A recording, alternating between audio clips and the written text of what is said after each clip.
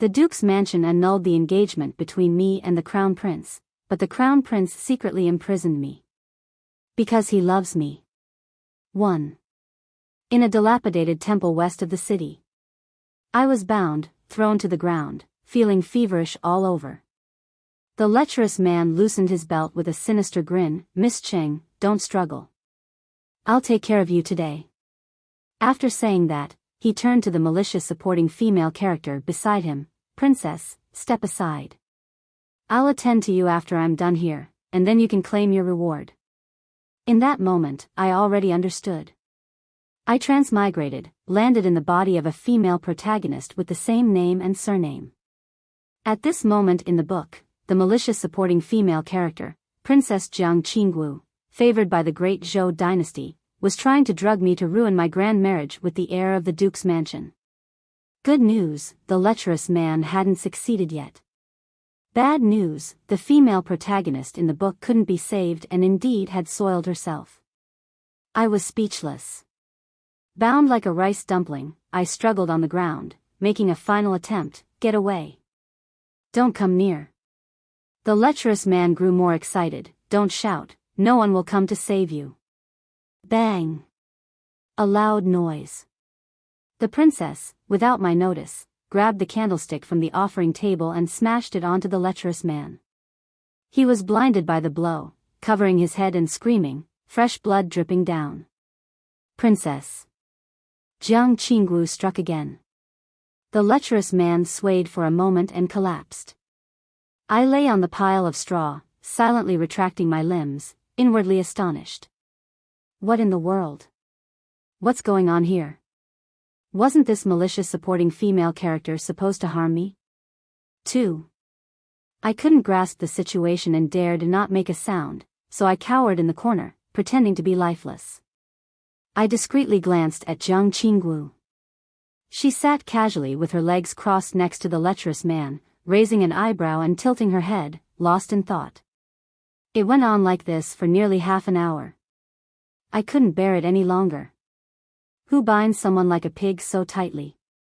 I furtively tried to loosen the ropes for a long time but failed. If I don't untie the ropes soon, my blood circulation will be cut off, and I'll have to amputate. So I looked up at Jiang Qinggu, trying to appear pitiful and harmless. Princess, could you please help me untie the ropes? I also realized Jiang Qinggu's thoughts about the heir of the Duke's mansion, leaned toward her a bit, indicating my stance. Princess, rest assured. As long as you release me, I will break off the engagement with the heir. From now on, I will never appear in front of you again. Jiang Qinggu maintained her half-squatting position, pointed at me with her hand. You're Qing Shuyu? Then pointed to herself. I'm Jiang Qinggu. Is she crazy? Damn it. She suddenly slapped her thigh. I've turned into the malicious supporting female character. It startled me. Wait a minute, did she say, turned into the malicious supporting female character? Ignoring my own safety, I crawled toward her. What did you say? Say it again. Did you transmigrate? Tell me. I was so excited, arching more agilely than a maggot.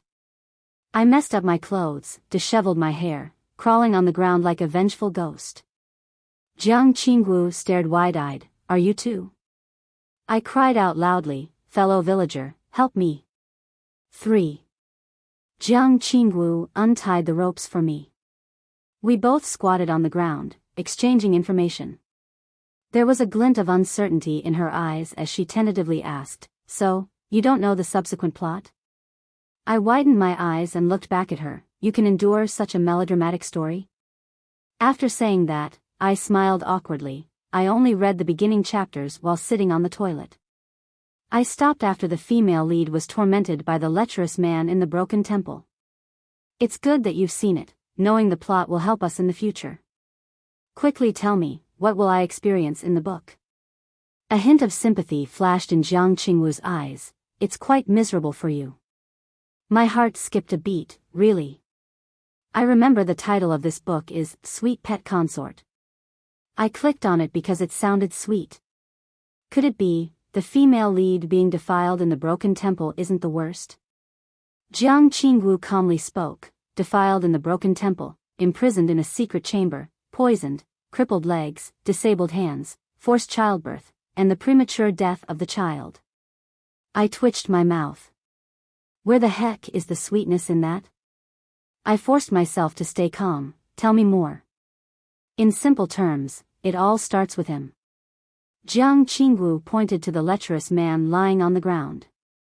Because you lost your virginity before the big wedding, the Duke's mansion annulled your engagement, but the heir secretly imprisoned you. Feeling unworthy after losing your virginity, you've been trying to escape.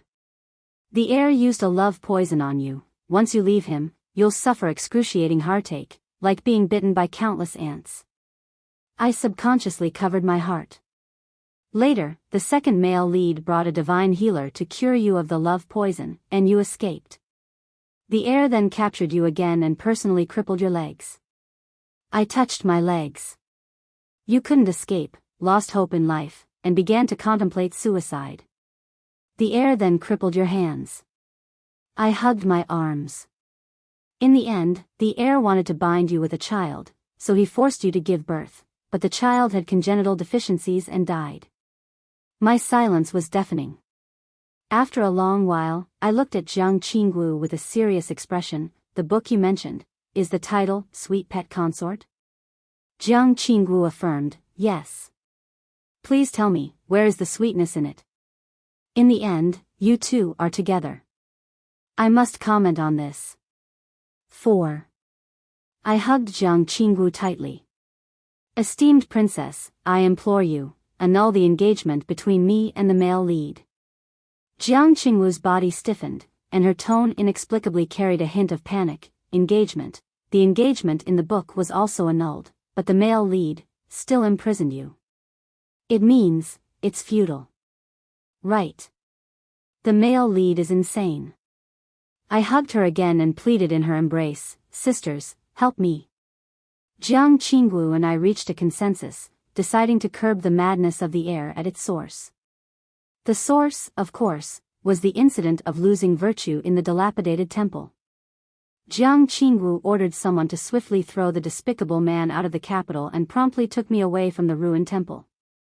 As the carriage approached the city gate, we encountered the male lead, Crown Prince Qi Jin, who had come out of the city to rescue me. I quickly called out to him, Crown Prince, I'm here. Qi Jin reined in his horse, looking anxious. Ashu? Ashu, are you hurt? I shook my head repeatedly, jumped off the carriage, and spun around in front of him, showing off, I'm fine, I haven't suffered any harm. Qi Jin dismounted and embraced me, saying with lingering fear, it's good as long as you're unharmed, it's good as long as you're unharmed. I allowed him to hold me for a while, then pulled Jiang Qingwu over to provide clarification and explanation. In the end, I repeated, Crown Prince, I'm perfectly fine. Not a single hair is missing. Make sure you heard that clearly, don't go crazy and play games like imprisoning and poisoning. Qi Jin seemed to believe it, speaking gently, let me escort you back to the mansion. I avoided his outstretched hand, no need to trouble the Crown Prince. The princess can escort me. 5. The carriage entered the city gate, and only then did I dare to lift the curtain to look at Qi Jin. He was still standing in the same place, staring thoughtfully at my carriage. I trembled, lowered the curtain, and moved to the corner of the carriage. Now that I've returned innocently, he shouldn't go crazy, right? Jiang Qingwu rubbed her chin with her fingers, hard to say. Huh. A dog can't change its nature. He has a dark intention of imprisoning and poisoning ingrained in him. Even if you manage to escape today, what about in the future? If you accidentally provoke him again, the outcome will be the same. I nodded, you're right. So, you need to completely sever ties with him. I nodded again, quickly turning my mind, then I need to figure out a way to annul the engagement first. Find a reliance with a higher status and better family background than the Qi family to avoid that dog secretly plotting against me. I racked my brains to think. Finally, I looked at Jiang Qingwu with a serious expression. Can I enter the palace with your father? My father is 60 years old this year. But he has power and influence. Who else here has more power than the emperor? That's the greatest reliance. I read the novel's synopsis and knew that the Qi family held hereditary titles, with descendants ranging from military officers to civil officials, enjoying great power. As for my father, he was just a fifth-rank minor official. If it weren't for my looks, I couldn't even reach him on stilts. I grabbed Jiang Qingwu's hand. I'm serious. When you return to the palace, show my portrait to your father. See if he finds me worthy. Jiang Qingwu's expression was hard to describe. The royal family is not only represented by my father. I fell silent for a moment. Crown Prince is also an option, or any of your royal brothers. Help me choose, and make sure to pick someone who's favored. Otherwise, I'm afraid he won't be able to compete with Qi Jin. Jiang Qingwu, frustrated, said, "Is marrying the only solution you can think of?" I blinked and suddenly had a new idea. How about I matchmake you two? In the original work, Jiang Qingwu was madly in love with Qi Jin, and as you just saw, he looks decent. Since you're a princess, with the emperor backing you, he definitely won't dare to play the imprisonment and poisoning game with you. You marry him on my behalf, how about it? Jiang Qingwu kicked me. Get lost. 6. So vexing. Qi Jin comes to see me every day. My parents are eager for me to marry into the Duke's mansion as soon as possible, desperately creating opportunities for us to be alone. But now, every time I see him, all I can think of are imprisonment, poisoning, broken legs, broken hands. This romance is impossible. Truly impossible. When I once again exhaustedly refused to go out with him, Qi Jin blocked me behind the artificial mountain. His hands pressed against the rock, enclosing me within. In my heart, I cursed, thinking, you little rascal, can't keep up the act anymore? Is your perverted side coming out? Ashu, what's going on with you? Since the last time you returned from the city with Princess Qingwu, I've felt that something is not right with you. Could it be that something happened that I'm not aware of? No. I waved my hand, explaining to him again. Last time, the princess invited me out of the palace to relax. Nothing happened. Is that so? His eyes narrowed. Just relaxing, and you didn't go to the ruined temple in the west of the city? Why would I go to the ruined temple? Didn't go.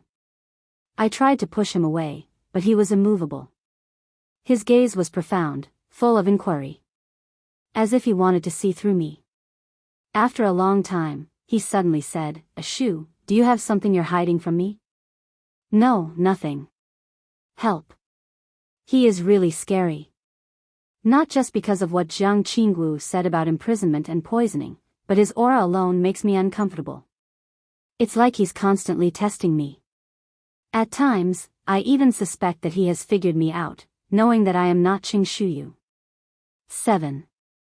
I packed my bags and sneaked into the palace overnight, staying at Princess Qingwu's warm moon pavilion. In the evening, we drank and chatted. My tolerance for alcohol was low, and after a few drinks, my head felt dizzy. Shaking, I repeated, scary, too scary. Qi Jin is too scary. Princess Qingwu poured me a drink, saying, don't worry. If you stay here with me, Qi Jin won't dare to come looking for you. I thanked her while hugging. Great sister, righteous. Find an opportunity, introduce me to your brothers, okay? The old emperor was no longer in my considerations. Princess Qingwu rolled her eyes. Undeterred, I leaned in and whispered, I've inquired, you have 13 adult brothers, right? Princess Qingwu stiffened, her expression somewhat strange. Then, unable to bear it any longer, she said, get lost. Don't set your sights on my brothers. But what should I do? The wedding with Qi Jin is only 3 months away. Do you have to rely on them to solve the problem? I wanted to rely on myself too, but it wasn't realistic. In 3 months, I could only defeat Qi Jin in my dreams. Plus, I was afraid of provoking him and implicating the Qing family. Princess Qingwu stared at me, placed her hands on my shoulders, and shook me fiercely. Through gritted teeth, she said, can you rely on me? I didn't quite understand. What do you mean, Your Highness? From now on, I've got your back. Such domineering words, sounding a bit muddled. I didn't know what she said next. I was drunk. 8. I woke up again in the afternoon of the next day. Holding my throbbing head, I rolled out of bed. As soon as I stepped out of the inner room, I was startled to kneel. I really knelt. Because the emperor was there, and so was the empress. Also, those 13 adult royal brothers were present. The 60-year-old emperor had a ruddy complexion and appeared quite robust. In my mind, I pondered that he could be added to the target list since he didn't seem likely to die anytime soon. Bold Qing Shuyu. The emperor suddenly rebuked. I immediately prostrated myself, swiftly reflecting on what mistake I had made. I hadn't made any mistakes. Could it be that the emperor knew about my plan to seduce him and his 13 sons? After the emperor scolded, the empress also scolded. Qing Shuyu, you have great audacity to dare privately defile the princess. The adult royal brothers were all indignant, taking turns berating me. Daring to corrupt Qinggu, it's truly deserving of death. Elder brother is absolutely right. A woman with such twisted intentions should be dragged away, beaten to death with sticks.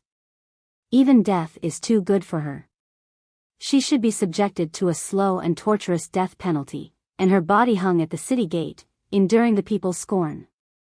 Such filthy matters should not be publicized. It would tarnish Qingwu's reputation. It's better to quietly execute her. Fifth prince is right. They spoke one after another, and I couldn't get a word in edgewise.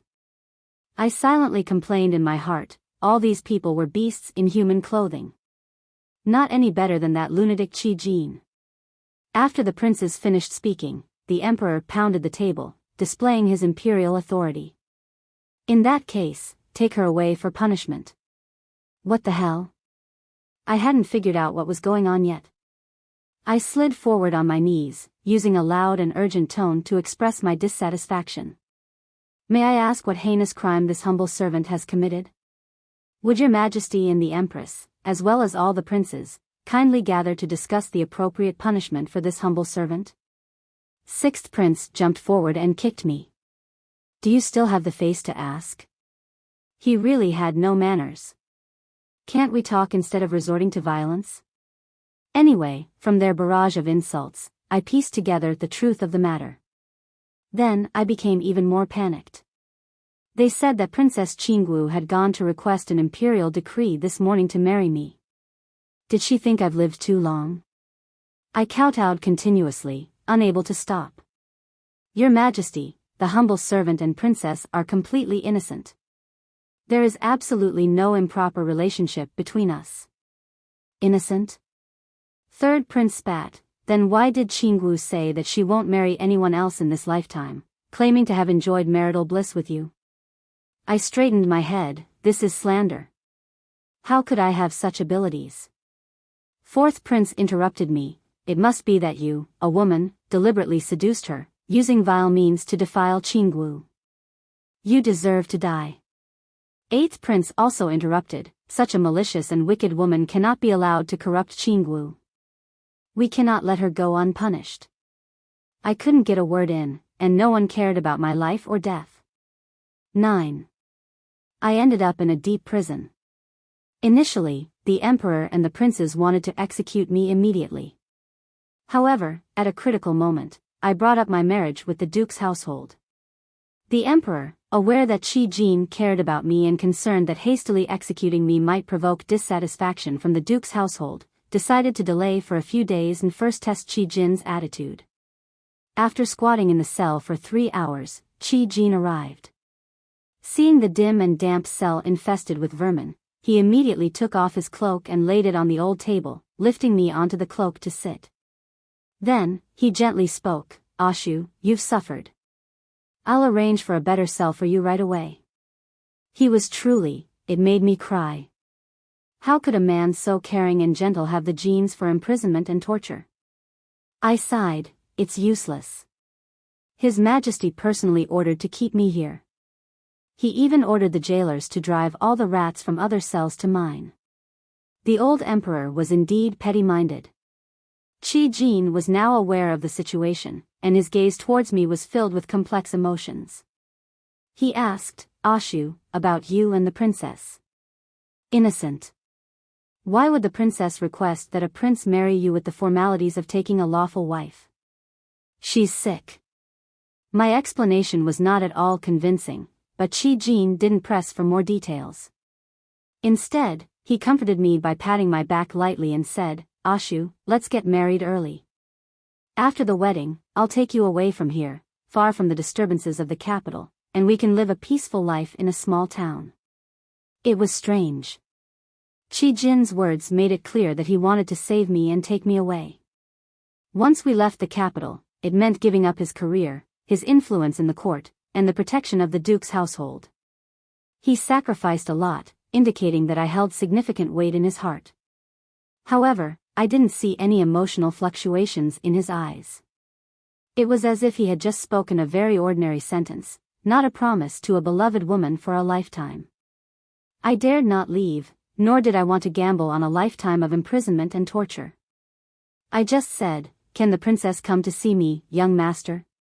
Qi Jin's eyes changed slightly. "Ashu, you don't want to go with me?" There was a hint of madness in his tone. I felt that if I provoked him a bit more, he might explode and strangle me. So, I thought carefully about what to say next to avoid getting strangled. Perhaps I took too long to respond, and Qi Jin lost patience. He directly said, "The princess is restricted by His Majesty and cannot come." "Who said that?" Jiang Qingwu's voice came from outside the cell. She walked in like a proud rooster, pushing Qi Jin aside. Then she stood on a stool, looking at Qi Jin with a strange tone. "This princess won't die. You are all just mistresses in the end." I couldn't resist giving her a slap. "If you don't know how to speak, then shut up." But because she was standing on the stool while I was sitting on the table, the slap landed on her buttocks. Jiang Qingwu immediately covered her buttocks, jumped off the stool, and screamed dramatically, "Oh! Little Ashu, why did you spank my butt?" And there are outsiders. Intimate matters like this should be done slowly behind closed doors after we return to the palace. I really wanted to kill her. 10. Qi Jin was led away by Jiang Qingwu. As he left, the look he gave us was quite complex. The moment he was gone, I immediately pounced on Jiang Qingwu, hands squeezing her neck. "Jiang Qingwu, are you trying to kill me? Calm down, calm down." How the hell am I supposed to calm down? Today, I almost got butchered alive. I did it to save you. Cough, cough, cough. "Ashu, are you trying to strangle me?" The commotion attracted the attention of the guards. Drawing their swords, they approached me, outrageous. I quickly released my grip. "Misunderstanding, misunderstanding." The head guard frowned. "Hurry and report to His Majesty. This prisoner has intentions to harm the princess." "No, no." I waved my hands frantically. Without even looking at me, the stern-faced guards finally retreated after Jiang Qingwu spoke up. After this ordeal, I didn't dare to get angry with Jiang Qingwu anymore. I sat obediently on the stool, staring at her with a pleading look. Jiang Qingwu propped her leg on the stool and said confidently, "What are you afraid of? I've got your back." I suppressed the anger inside me, grinding my teeth as I spoke to her. "Jiang Qingwu, what exactly are you doing? Do you know this is ancient times? In ancient times, if the emperor got angry, millions would perish. Are you trying to play me to death?" Jiang Qingwu seemed a bit guilty after my scolding, silently lowering her gaze. "Originally, I wanted to inform Father Emperor to summon you here and, by the way, annul your engagement with the Duke's residence. As written in the book, I, as a princess, am exceptionally favored, and the Emperor usually grants all my requests. Who would have thought he wouldn't agree to such a small request?" I had a severe headache and reached out to poke her chest. "Are you out of your mind? We're both women. You requested an imperial edict for me? What's the big deal? I've inquired. There's a precedent for female companionship among commoners in this dynasty. You even know it's a commoner practice? While the customs of this era were not overly conservative, they weren't open to such an extent. Some matters couldn't be openly discussed, especially those concerning the royal reputation and Jiang Qingwu's lifelong happiness. After the argument wore us out, Jiang Qingwu solemnly asked me, "So, what's your choice? Do you want to marry into the duke's residence and be imprisoned, or enter my warm moon pavilion?" Her expression was too serious, and I couldn't help but take a closer look. Suddenly, a chill ran down my spine. Could it be, she doesn't really have such intentions towards me, right? 11. I entered the warm moon pavilion. This takes us back to the day I was thrown into prison. On that day, Jiang Qingwu and I were discussing crucial matters when the emperor hurriedly came to take her back. Jiang Qingwu pulled out a hairpin, threatening to die. "Father Emperor, your child likes Ashu. If Father Emperor cannot fulfill your child's wish, your child would rather die." The emperor stood at the prison gate, infuriated, slapping his thigh. "Nonsense. Ridiculous. Qingwu, you're not yet married. If this matter spreads, which good lad will dare marry you?" Jiang Qingwu said, "Father Emperor, there's no need to worry. Your child is willing to remain unwed for a lifetime, only seeking to be with Ashu." Absolutely impossible. The emperor flatly refused. Jiang Qingwu tightened the hairpin. "Then should I die?" The situation became tense and deadlocked. I shrank to the side, not daring to make a sound. Suddenly, the emperor looked at me, his eyes filled with murderous intent. "Vile wretched girl, it's you who deserves to die. Guards! Drag down this wicked girl who corrupted the princess. Subject her to the punishment of 3,000 cuts. I'm genuinely innocent, you know. Who dares to touch her?" Jiang Qingwu shouted loudly, unhesitatingly blocking in front of me, casting a sharp gaze at the guards. "Anyone who dares to harm Ashu in the slightest, this princess will make sure you accompany her in a full family burial." Suddenly, I felt she was kind of cool. What's going on? 12. The emperor finally yielded to Jiang Qingwu's insistence, and following her suggestion, I was allowed to enter the warm moon pavilion to serve. My official identity is that of a palace maid. As for the hidden aspects, I can't quite explain. Currently, Jiang Qingwu has been summoned by the Empress for psychological counseling, and I'm squatting in the courtyard, counting ants. Before long, a 2 or 3-year-old child ran in, calling out in a childish voice, "Imperial sister." This is the 19th prince, Jiang Ying, who is fond of Jiang Qingwu. The princess has gone to pay respects to the empress. "Little prince, come back later," I said. Holding a toy drum, Jiang Ying approached me, asking, "Who are you?" "I'm a palace maid from the warm moon pavilion." "I haven't seen you before." "I haven't been in the palace before." "What are you doing?" "Watching ants move." Jiang Ying became interested and joined me in counting ants. I even broke a piece of grass for him. Halfway through, he said, "Palace maid, my butt feels a bit cold." I lowered my head to check. "You wet your pants?" I was just stating the facts, but this little guy somehow got emotional and burst into tears, causing chaos in the entire courtyard. Coincidentally, Jiang Qingwu returned, quickly comforting Jiang Ying with a few words, and had the nanny take him to change his pants. She even personally taught him how to use the toilet. "Spread your feet apart, lift your gown, pull down your pants, and thrust your buttocks forward." She was teaching with great seriousness, but I interrupted her. "Princess, it's your menstrual period." "What?" I pointed to the bloodstains on her buttocks. Jiang Qingwu screamed, "Ah! What on earth is this?" The little prince, who was learning to urinate, was frightened by her, tumbled into the bushes, and started crying loudly, creating a commotion. After half an hour, Jiang Qingwu bathed and came out from the inner room. She walked with an odd posture, supporting her waist with one hand and holding her stomach with the other. Seeing me staring at her, she tried to cover it up, saying, "Hee, dealing with menstruation in this era is really inconvenient, much worse than modern times." I sent all the palace maids out of the room and asked, "Jiang Qinggu, who exactly are you?" Jiang Qinggu was stunned, looking uneasy. I continued, "You deceived me, didn't you? There's no plot of poisoning and imprisoning in the original book. Qi Jin would never treat Qing Shuyu that way." "How do you know?" "I observed it from Qi Jin's attitude.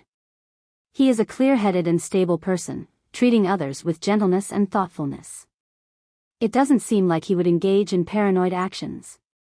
On the contrary, Jiang Qingwu appears peculiar in many aspects." She mutters to herself, "Aren't you fond of girls?" 13. The queen provided Jiang Qingwu with extensive psychological counseling without prying into her sexual orientation. Instead, a marriage was arranged for her to restore the dignity of the royal family. The chosen groom was Jiang Shuming, the young master from the Grand Tutor's family. The wedding date was set for the same day as my marriage to Qi Jin. Before the grand wedding, I went to see Qi Jin. I handed him an agreement outlining the post-marriage terms I had thought about during sleepless nights, which essentially expressed my desire for us to lead separate lives after marriage. After careful consideration, I realized that in most transmigration stories, one had to follow the original plot to return home. Therefore, I still had to marry Qi Jin according to the original storyline. Qi Jin was not surprised. He didn't even glance at the agreement but kept his eyes fixed on me. After a while, he spoke with certainty, "You're not Ashu." My heart skipped a beat. "When did you start suspecting?" At the city gate, Qi Jin looked at me with a probing gaze. "Ashu never called me Crown Prince, she only called me Aegean." Well, it turns out I exposed myself the first time we met. No wonder I always felt his gaze was peculiar. Trusting the male protagonist's character, I explained the situation of my transmigration to him and concluded, "As long as the plot unfolds, I will return to my original world, and the real Qing Shuyu will come back. You can continue to spend your life with her." Qi Jin's expression was solemn, as if digesting my words. After a moment, he responded, "Okay." 14. I never expected to see Jiang Qingwu again on my wedding day. According to the emperor's wishes, she should be at the altar with Jiang Shuming. But there she was, in my bridal chamber. And Jiang Shuming too. The two of them stood openly, side by side, dressed in bright red wedding attire, right in front of my bed. I rubbed my eyes. This is my bridal chamber, right? Did I walk into the wrong room or did you too? Jiang Qingwu came over and pulled me. "Ashu, come with me." I remained seated, my gaze shifting between her and Jiang Shuming. "Are you both playing some sort of game here? Isn't one wedding night enough for you too?" Jiang Qingwu slapped my head, then spread her legs and placed one foot on my bed. "Qing Shuyu, have you no heart? Jiang Qingwu, what are you up to? And you're stepping on my clothes." I yanked my bridal attire from under her foot. "I came to save you." "I don't understand." She began undressing. I pushed her into Jiang Shuming's arms, glaring at her. "Calm down. Your husband is right here. Put your clothes back on." Jiang Qingwu pulled out a few silver needles from her bridal attire and dipped them into a perfume-like liquid. In the blink of an eye, the silver needles turned black. She waved the blackened needles in front of me, triumphantly saying, "See, Qi Jin, that scoundrel, wants to poison you. He's a bad man." I shivered. "That's impossible. I had an agreement with him." Jiang Qingwu rolled her eyes at me. "You're naive. You're in the body of the person he loves. He can't wait to get rid of you so that his beloved can return." I pushed myself up with a jerk. Damn. I trusted him so much. Jiang Qingwu came over and hugged me. "Don't be afraid. I'll protect you." A very strange feeling. I glanced at Jiang Shuming. Jiang Xiuming waved his hand and turned around. Princess, rest assured. Miss Cheng, rest assured. You two can be intimate. I haven't seen anything, and I won't say anything to anyone. This is really hard to evaluate. 15. I sat on the bed, trying to persuade Jiang Qingguo to leave, but she insisted on taking me with her. We remained deadlocked for nearly half an hour. Then Qi Jin arrived. I intended to ask him to send the princess back, but he came with a long sword gleaming with cold light in his hand. Son, what are you doing? Qi Jin pointed the sword at me. You demonic woman, it's all because of you that Ashu is in trouble. I will kill you to avenge Ashu. I was speechless. Jiang Qingguo opened her hands, blocking in front of me, shouting, Don't hurt Ashu. Come at me if you have any grievances. I became even more speechless. I turned to the somewhat indifferent Jiang Xiuming. Are you just standing there doing nothing, or have you not been given a role in this play? Jiang Xiuming's smile froze on his face. I looked back at Qi Jin. Holding the sword up for so long, haven't found a good posture, son? Qi Jin hesitated and silently sheathed his sword.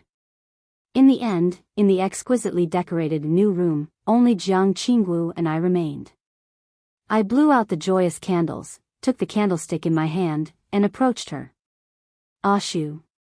What are you doing? Stay calm, Qingguo. Jiang Qingguo, is it fun to play with me? First, you fabricated a plot to fool me, then you went to the emperor, saying you wanted to marry me. Now, you've joined forces with Qi Jin to deceive me.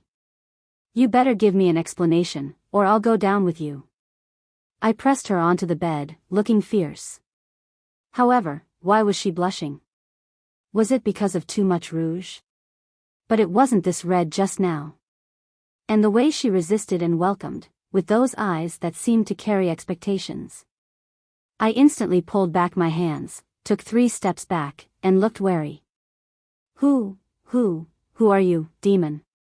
Jiang Qingguo, with a shy expression, cast her eyes towards me, glancing up and down.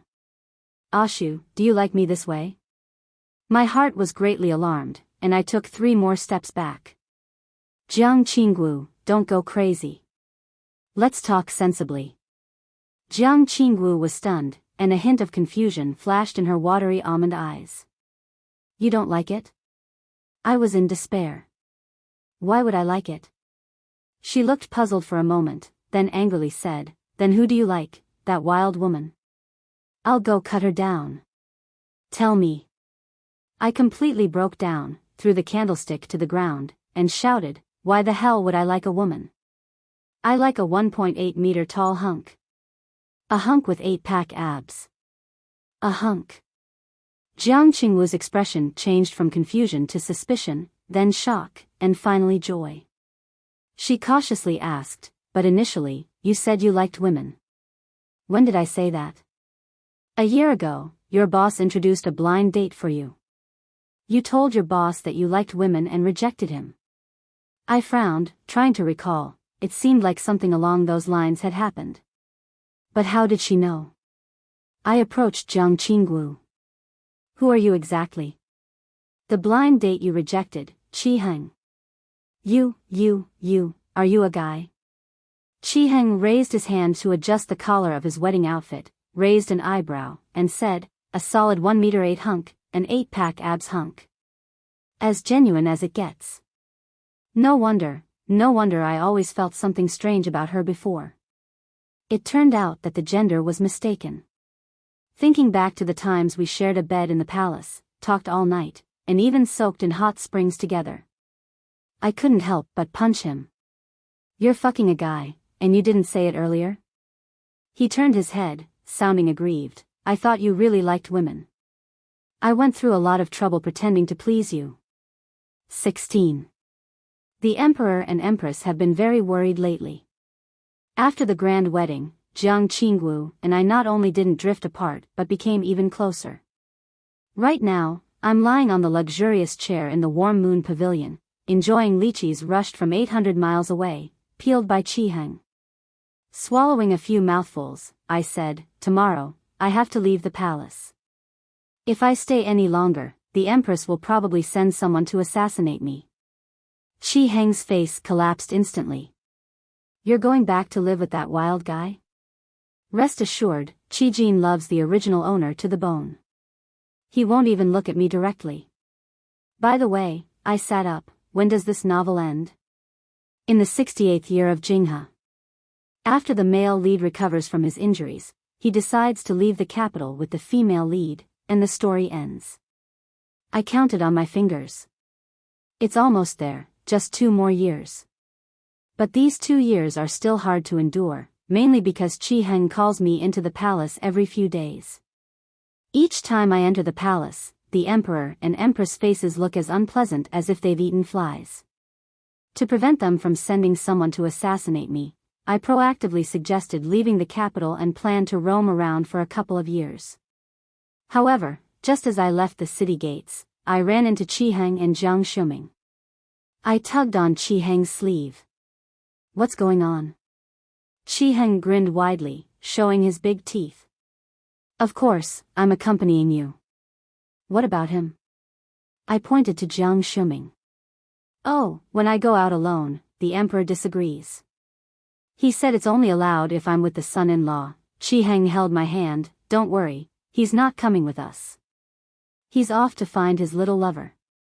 It was then that I realized, in the original book, after the princess set up the female lead to lose her virginity in the ruined temple, the male lead found out and severely reprimanded her. To protect the princess and divert her attention from the male lead, the royal family had ordered her to marry Jiang Shuming. However, Jiang Shuming actually had someone else he loved. 17. We traveled for 2 years outside and successfully returned to the modern era, back to the time when I was squatting on the toilet. The phone screen was frozen at the scene of the female lead losing her virginity in the ruined temple. At this moment, a WeChat message popped up. It was from Qi Heng. "Not into women anymore, want to come out and meet for a date?" I found it amusing and didn't hurry to reply. Instead, I scrolled through messages from a year ago. Only then did I realize he had indeed asked me out many times, all of which I had rejected, citing my preference for women. Qi Heng's messages kept coming. "Why aren't you replying?" Reply: "I'm a muscular 1.8 meter tall hunk." "Damn, did you not put on your clothes?" I replied, "Okay." 18. Qi Heng's side story.